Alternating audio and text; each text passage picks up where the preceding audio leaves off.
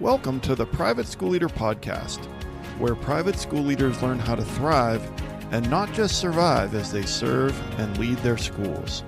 I strongly believe that it is possible to have a long and happy and fulfilling career as a private school leader. And my passion is to help you figure out exactly how to do just that, right here on the Private School Leader Podcast. And I'm your host, Mark Minkus. So I want to start today's episode by defining the word unrelenting, because the title of today's episode is the 5 steps to managing unrelenting stress. And I feel strongly that private school leaders are in a very unique position where you not only have stress in your life, but you have unrelenting stress in your life at school and outside of school. And so unrelenting means not letting up. The definition is not letting up or weakening in vigor or pace.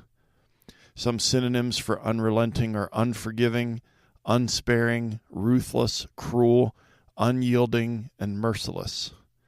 Does that describe the nature of the stress in your life? That it's constant, that it doesn't stop, that it just keeps pounding away and keeps coming from different sources. And then your head's on a swivel to see where that next source of stress is coming from. And I'll be honest, when I think of the word unrelenting, I think of 2 things. I think of rain during a hurricane, and it just pounds and pounds and pounds against the windows. And it just never stops, and it never lets up. And I also think of some people who have migraines and how they describe the pain, that it's just unrelenting.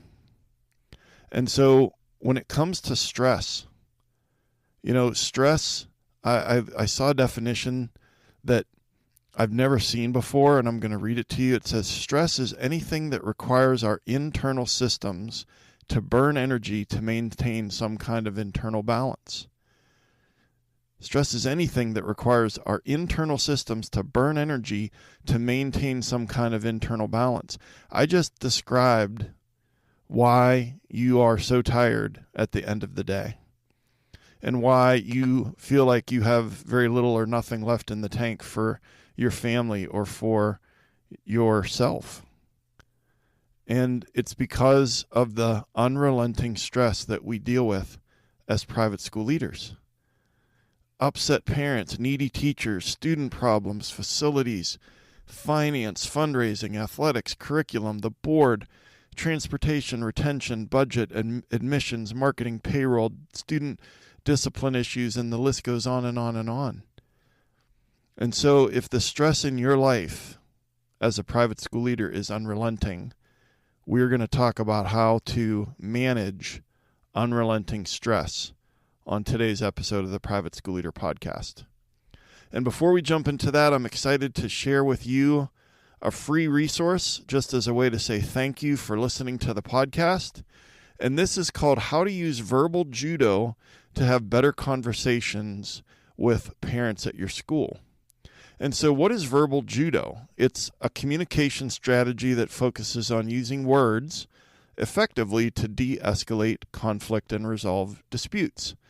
And the author of the book, Verbal Judo, The Gentle Art of Persuasion, George Thompson, he's trained over 200,000 law enforcement officers in North America in the art of verbal judo. So I've taken several important strategies from this book and applied them very specifically to your life as a private school leader and to help you when you are talking to parents.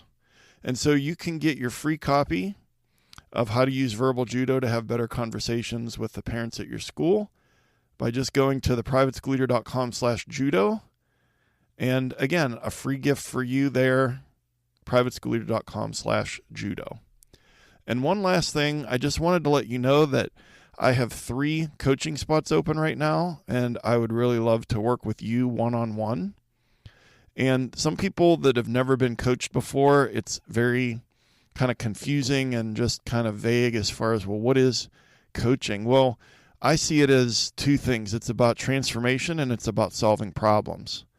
So, for instance, solving problems. What's your biggest struggle at school right now? What's the biggest struggle outside of school right now? Well, I can help make that better. I can use my 33 years of experience as a private school leader and raising a family and struggling with probably almost all of the same things that you have, and I can help solve your problems. And the other is about transformation. And that comes down to, what do you want? Do you want to feel more energized and happy at school? Do you want to be less exhausted at the end of the day so that you can give more to your family, that you can feel less guilty about putting the school first? If that's the transformation you want, I can help you get that. And so if that intrigues you, if you want to know more about working with me one-on-one and claiming one of these 3 coaching spots, just head over to theprivateschoolleader.com/coaching. All right. So today's topic is about unrelenting stress. And the framework that we're going to talk about today was developed by Stuart Shanker, and he published this framework in 2013. And it's about self-regulation. And originally his plan was to have this help educators when it came to students who became dysregulated because of stress and other issues. And what we're going to do today, because this is what has happened over the last 11 or 12 years, is that this framework has now expanded to be applied to adults, and especially adults who have stressful jobs. And so Stuart Shanker, who talks about self-regulation in his framework, he talks about specifically, quote, how people manage stress and how much energy we expend and how well we recover. So let me give that to you one more time. The whole point of the framework is how people manage stress, how much energy we spend, and how well we recover.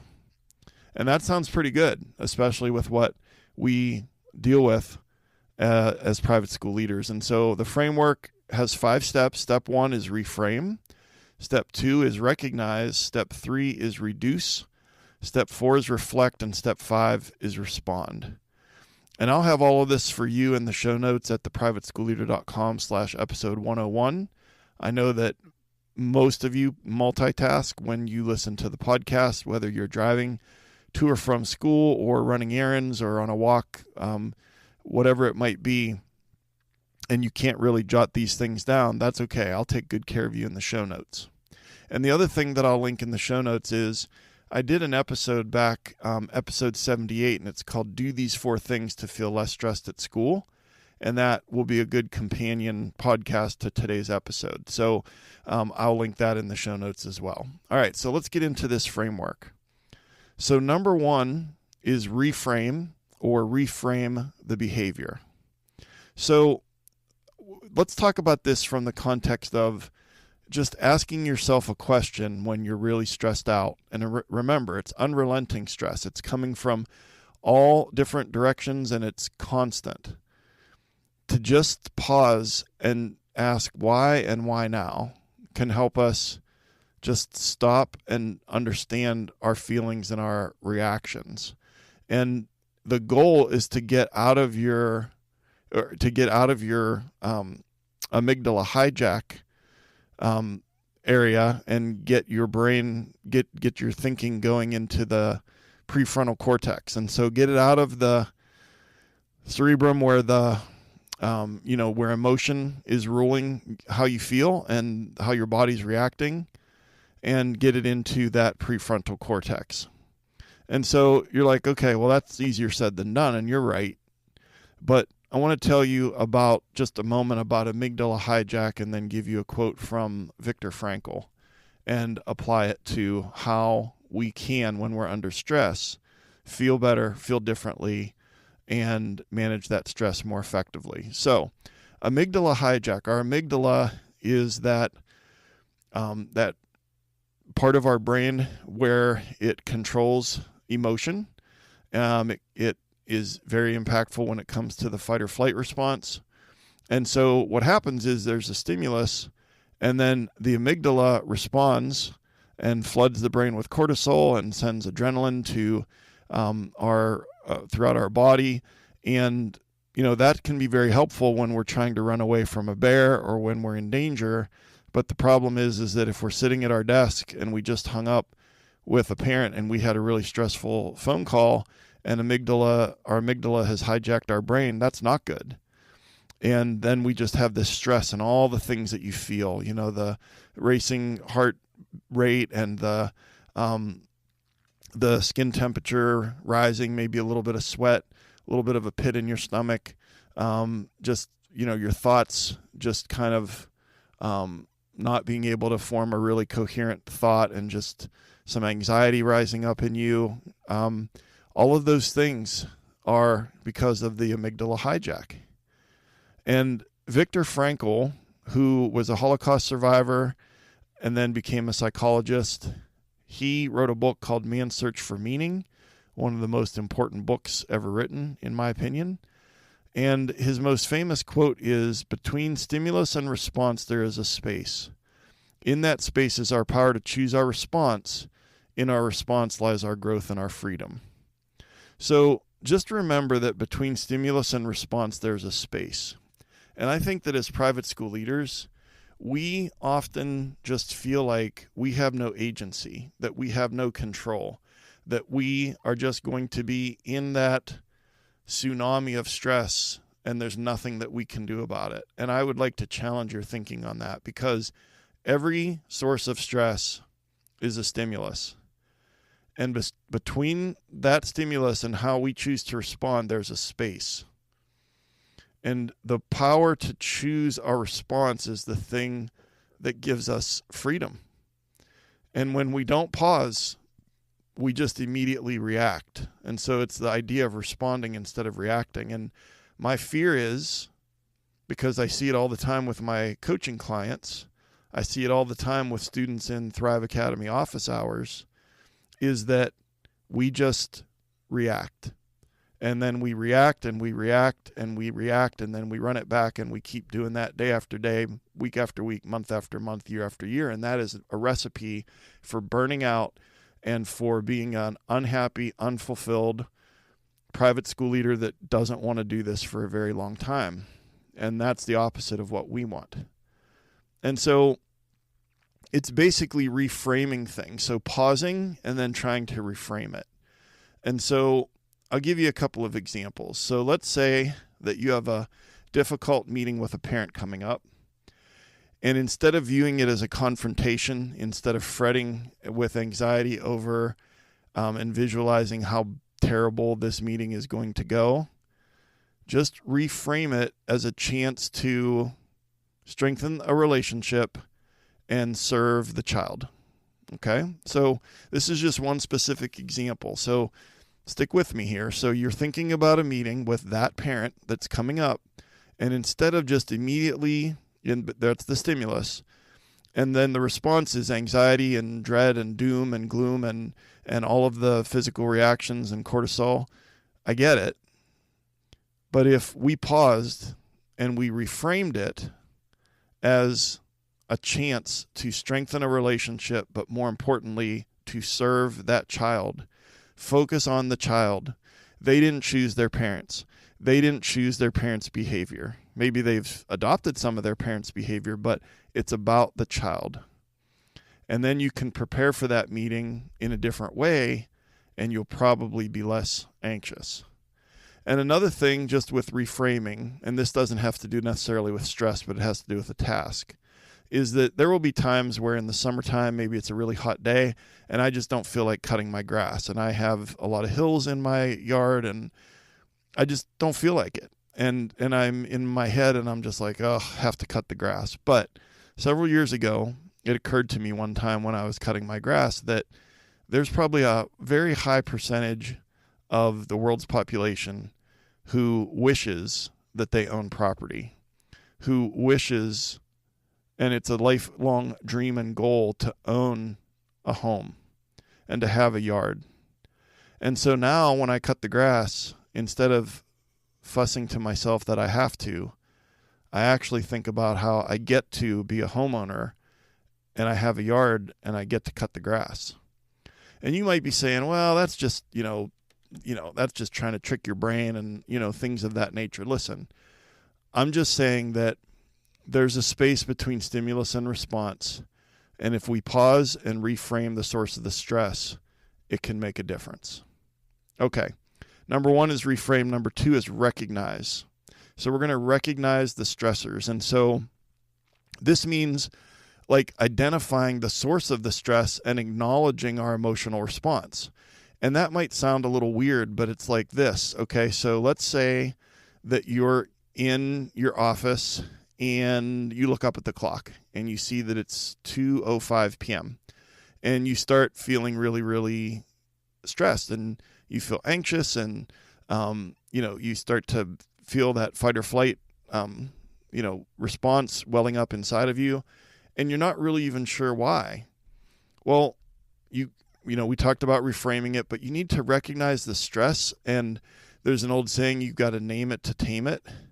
Your body thinks that in that fight or flight, your body thinks that there's danger.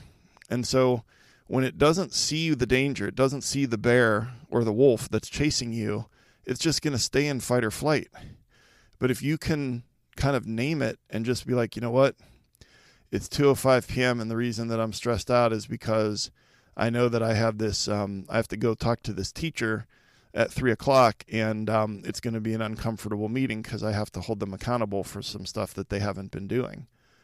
It can actually reduce your stress when you just acknowledge what I'm feeling in my body is because of X or Y, and just name it to tame it. And so to recognize the stressors.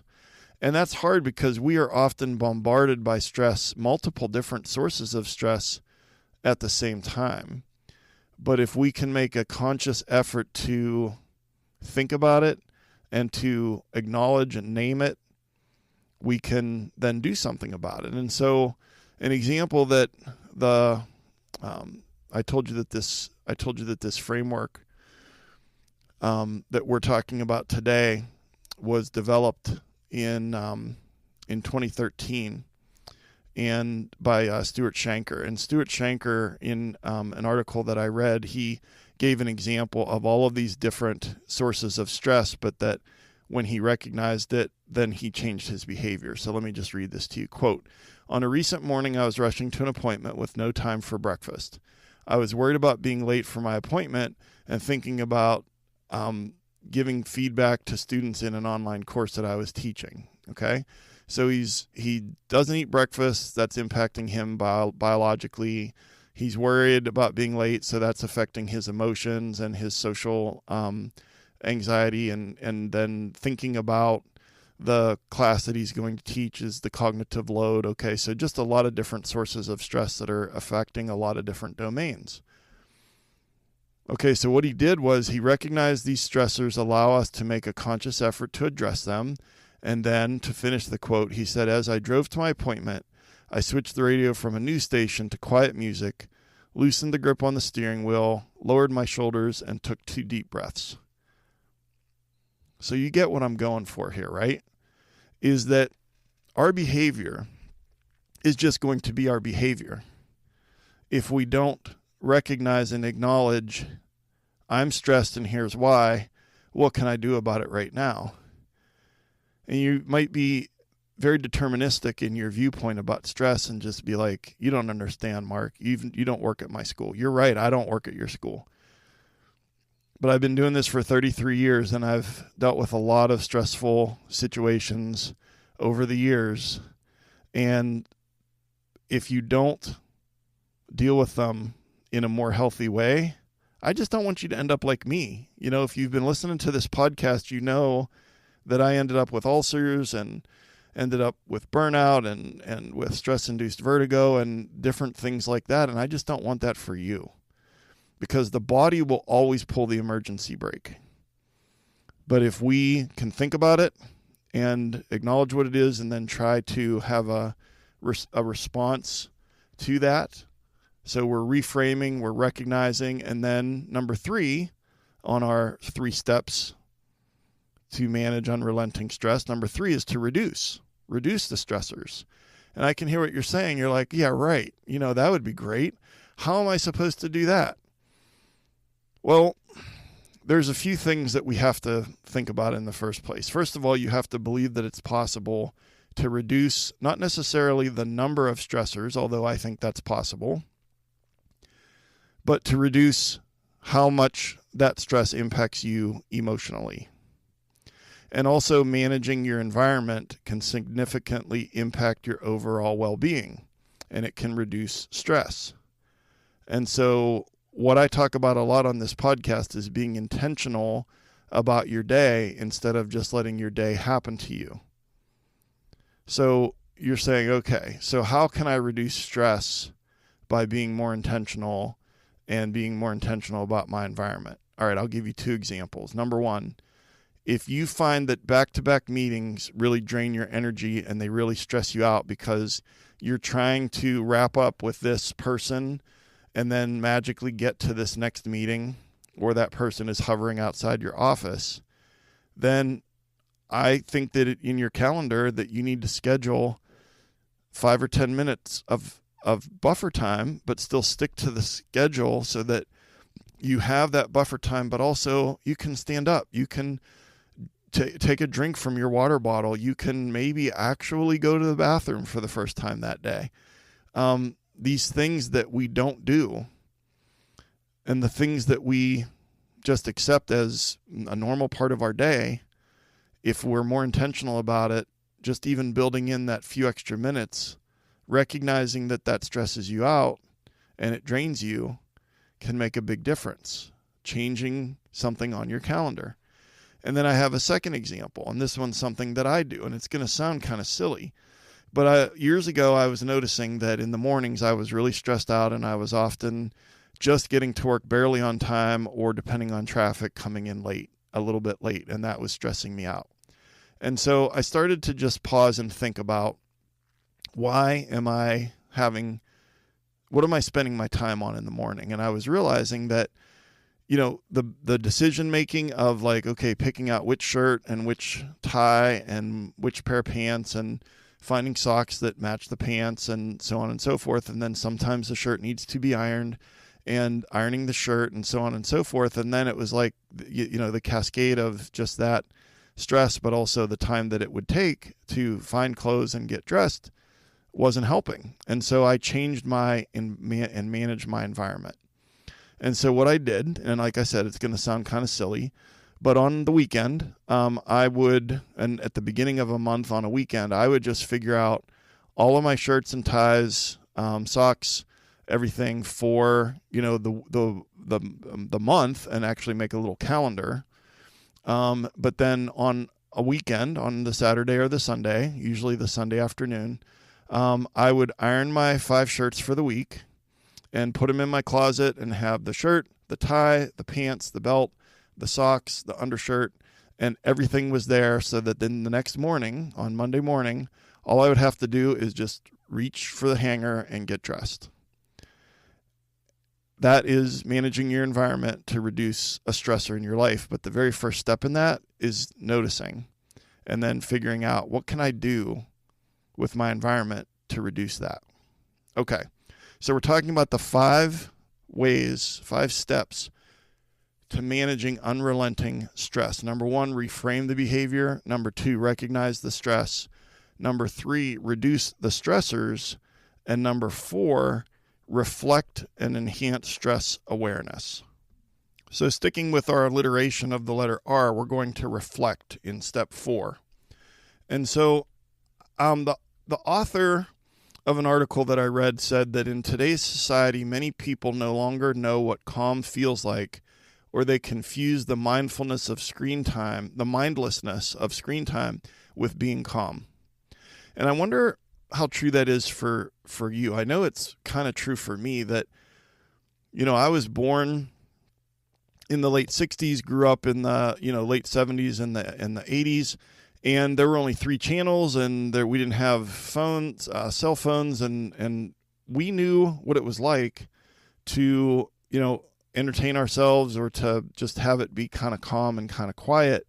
And I think that today, we have so many technological advances. I'm not trying to be a old man and say, get off my lawn. I love all the technological advances that we have, but I also think that it is true that it's rare for us to know what it feels like to be calm or to be quiet. And the other thing that we've got going against us is the hustle culture equates inactivity with laziness. And so sometimes we view being busy as an indicator of our importance, our worth, and our value that we add to the school. And I used to brag about, I'd be going to warm up my lunch at 2:30 or 3 o'clock, and someone would make a comment, a teacher passing by in the hall would make a comment. I'd be like, well, gotta, grinding away and busy and blah, blah. And then I realized, you know what? I'm setting a terrible example for my teachers. And I'm not saying that there are days where there's still days where I don't get to eat lunch or I eat lunch late, but I certainly don't brag about it. And I really try to crush that hustle culture mentality at my school. And so my point in painting that picture about us not knowing what it means to be calm or quiet most of the time, and then the hustle culture equating inactivity with laziness, we have to reflect and pause and think, not just the pausing with that space that Viktor Frankl talked about, but to reflect. And I did not used to be very good at reflection. Our head of lower school that's been at our school for 5 or 6 years, she actually is the one that taught me a lot about being more reflective and thinking about things after the fact. And, I think that it's so important, because if we can just take that self-regulation that I've been talking about, and it will bring us one step closer to being calm if we can think about our reactions to stress and how effective our coping strategies are or maybe aren't. And so let's say that, for example, after a particularly stressful event, like let's say it's a board meeting that didn't go well, is to just maybe on the drive home or the next morning is to just take just a couple minutes and ask yourself questions like, well, what went well and what could I do different the next time? Navy SEALs, when they go on a mission, they do the same exact thing after every single mission since the Navy SEALs began. And that's called an AAR, after action report. And they debrief, and rank goes out the window, and the least, the lowest ranking soldier in the SEALs in that team, or the commander, they're all able to say whatever they want and to say what went well, what didn't go well, and what would we change for the next time. It happens after every single SEAL mission. And so what we need to do is to stop, reflect, and adjust. And I'm going to say that one more time. We need to stop, reflect, and adjust. And I know we're busy. I know that we're on to the next thing, but that's part of the problem, because here's the thing that happens. When we don't stop, reflect, and adjust, we just run it back again and again and again for weeks that become months, that become years, and you're living that same unrelenting stress now that you were 4 years ago. And I don't want you to be doing that 4 months from now or 4 years from now. These are all things that contribute to people wanting to get out of private school leadership, because no one was ever designed to stay in fight or flight for months at a time or years at a time. Our bodies aren't designed that way. And the end result of staying in fight or flight for too long is burnout. And so all of these strategies, this self-regulation strategies, these 5 R's, if we can just try to do them, it will make us more intentional about where is that stress coming from? Why am I stressed? What went well? What didn't go well? What was my reaction? How can I adjust that? And what can I do better the next time? Because if we don't, we're going to do it the same way that we've always done it. All right, that brings us to number 5. Step number 5 is to respond. And so when we think about responding instead of reacting, responding to stressful situations, what our goal is restoration and resilience. All right. Our goal is restoration and resilience. So after a stressful situation, yes, it's bad. Your heart rate is going and all the things. And then sometimes you have like an adrenaline dump afterwards, especially if it's like the injury of a student or, some kind of really high stress situation that involves a crisis or a safety issue at the school. But after that stressful situation, whether it's a crisis, whether it's a parent meeting, a board meeting, an interaction with a student, interaction with a teacher that didn't go well, whatever the source of stress is, maybe it's financial stress about the school or financial stress at home. I've been talking about and giving examples of mostly things that are applicable to life at school.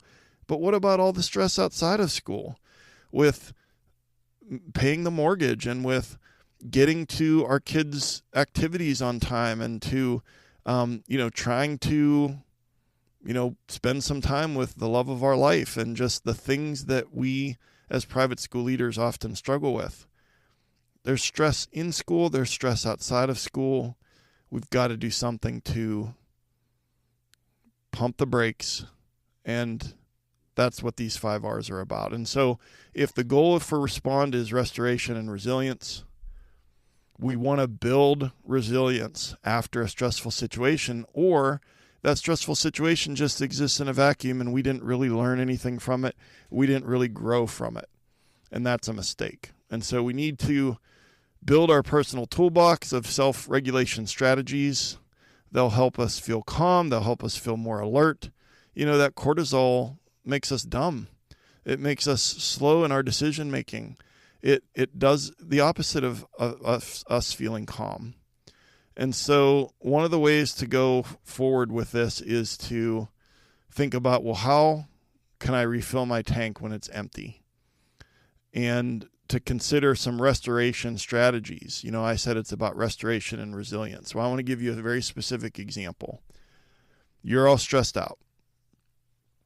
The people that I coach, the Thrive Academy students that I have office hours with, I would say that about 85% of them do not do the thing I'm about to talk about. Now, they eventually do through coaching or through office hours, but when we start, they typically are stuck.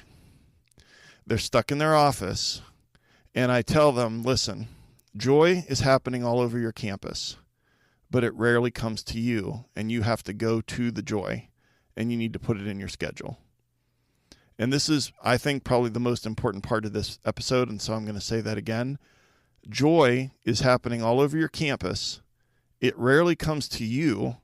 You have to go to the joy, and you have to put it in your schedule. And so whether that's reading a story to kindergartners or sitting down at the 6th grade lunch table and telling the girls that you think that, 1989 is objectively the best Taylor Swift album, and seeing what kind of reaction you get, or whatever it is, there's joy all over campus. You have to go to that joy, and that will restore you because that's why you got into this in the first place. But the longer you're a school leader, the less time that happens, and then we get into this hamster wheel. We've got to schedule it and then make it happen, and it will restore you. And remember Viktor Frankl, that quote again, between stimulus and response, there is a space. And in that space is our power to choose our response. That's the key, is that we're going to respond. We're not going to react. And so what are the big takeaways from today's episode? Well, Shanker's self-regulation framework is 1, reframe the behavior. 2, recognize the stress. 3, reduce the stress. 4, reflect and enhance stress awareness.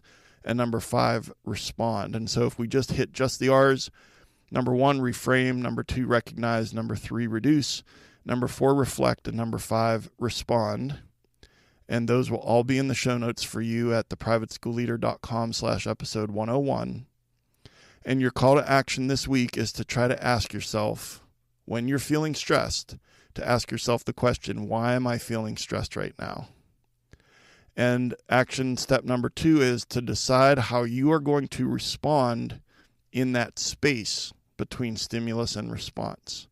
When you think about it as a space, often it will make you pause And then at least you can choose how you respond instead of just reacting. Okay?